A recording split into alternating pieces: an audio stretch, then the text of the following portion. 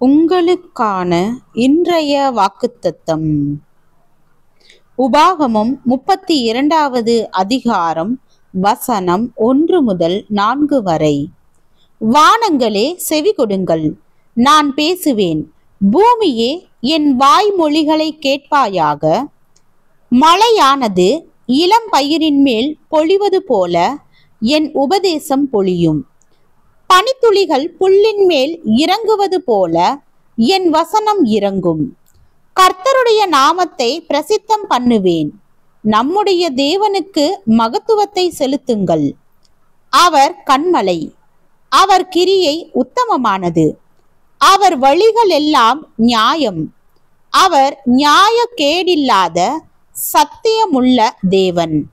அவர் நீதியும் செம்மையுமானவர்.